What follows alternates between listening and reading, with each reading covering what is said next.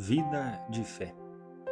Aqueles que conheceram de perto Dom Marelo asseguram que ele não só tinha uma fé viva, mas vivia de fé.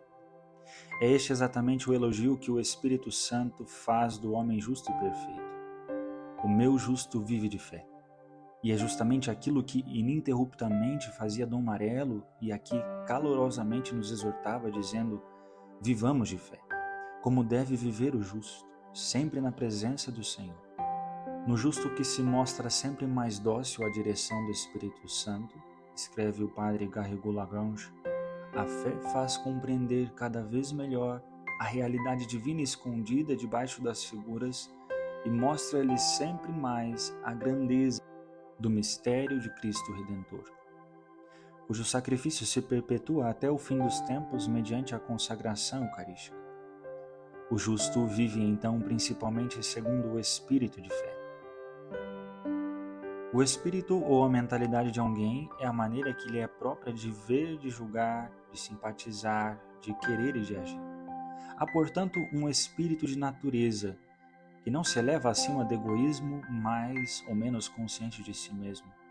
E há um espírito de fé, no contrário, que nos leva a considerar todas as coisas à luz da revelação divina. Deus antes de tudo, depois os mistérios da salvação, depois a nossa alma, o nosso próximo, os acontecimentos todos que se sucedem, sejam penosos ou sejam aceitos pela nossa sensibilidade. Este espírito de fé bastante era assaz vivo em Dom Marelo. Para ele, de fato, a fé sobrenatural, ilustrada pelo dom da inteligência, que a tornava mais penetrante, aperfeiçoada pelo dom do intelecto, que a fazia mais penetrante, era não somente a norma de seu agir e a regra de sua conduta moral, mas o respiro, a vida, o alimento de sua alma. Por ela, ele via em todos os eventos a mão do Senhor, que assim o determina e guia, e exclamava convicto: sabemos por fé que tudo é providencial nesta terra, e essa fé é a vitória que vence o mundo. Por isso ele via Deus nas almas e derramava sobre elas os tesouros de sua caridade e exclamava: trabalhemos todos no modo e com aquela intensidade que Deus quer. Sabe bem ele coordenar as nossas fadigas aos seus desígnios e se esmerava pelo seu próximo. Por ela, enfim, ele buscava a Deus no recolhimento, o encontrava na oração, o sentia na contemplação e na união íntima com ele. É unicamente por meio da fé, como declara São João da Cruz, que se pode chegar à perfeita união com Deus.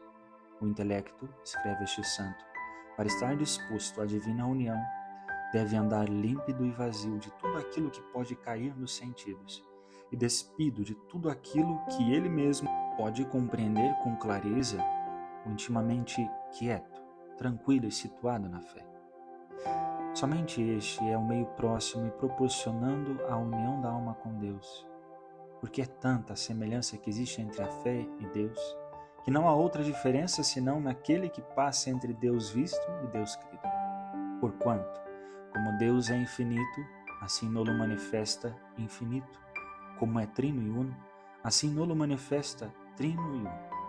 Por isso, quanto maior fé a alma tiver, tanto mais será unida a Deus. Importa, portanto, acrescenta o padre Lalemant, que nós coloquemos todo o nosso empenho em nos tornar cada vez mais fortes na fé, caminhando sempre na sua luz, substituindo com ela todos aqueles raciocínios que o espírito humano quer introduzir acerca de todo o assunto e fazendo de modo que todas as nossas ações tomem o ponto de partida da fé e procedam iluminadas pelas luzes que vêm dela. A isso também nos exorta Dom Marelo quando diz: é necessário ver todas as coisas à luz da fé, fazer sempre prevalecer a razão sobre o coração e a vontade de Deus sobre a razão, aceitar tudo das mãos do Senhor, tanto as coisas que nos alegrem como as que nos repugnam, respondendo sempre a tudo, demos graças a Deus. Assim fazia ele, permanecendo firmemente ancorado na fé em Deus e na sua providência, com pleno abandono na vontade divina. Também nas circunstâncias mais dolorosas e adversas, dizia: A nossa fé no Senhor deve ser simples, completa, incondicional. Às vezes, nós queremos quase que ditar leis ao Senhor, determinando-lhe e prescrevendo-lhe a conduta que deve ter no governo do mundo, o modo e as circunstâncias com que deve operar os seus milagres e conceder as suas graças. Isso desagrada muito ao Senhor. Mesmo na antiga lei, Deus agia quando falava, uma fé plena e absoluta. Abraão é louvado por sua fé porque acreditou, embora tudo parecesse contrário, esperou contra toda esperança. Romanos 4,18. Os santos tiveram esta fé e mesmo que nós não conhecêssemos nenhum milagre deles, poderíamos igualmente afirmar, sem medo de errar, que eles os fizeram por causa de sua grande fé. Por ela, os santos alcançaram inumeráveis triunfos sobre si mesmos, sobre os homens, sobre a natureza e sobre o demônio. Por ela, podemos também nós triunfar sobre as dificuldades cotidianas e sobre os obstáculos que encontramos no caminho da perfeição. Se os milagres externos e visíveis operados pela fé nós não chegamos a conhecer nos seus segredos, assim afirma Marello, a grande economia da providência.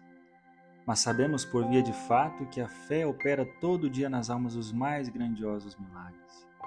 Por isso não devemos jamais duvidar ou suspeitar da palavra de Deus, mas sempre confiamos nela plenamente, como nos admoesta ainda o nosso fundador, dizendo: o Senhor é verdade infalível, e seria fazer-lhe injúria gravíssima ao não crer em suas palavras ou duvidar de suas promessas. Peçamos, pois, no Senhor, uma fé operosa, constante, inabalável, que seja fecundada de grandes e salutares frutos para a eternidade, dirigindo-lhe frequentemente a oração daquele pobre pai do endemoniado, do qual fala o Evangelho: eu creio, Senhor, mas ajuda a minha falta de fé.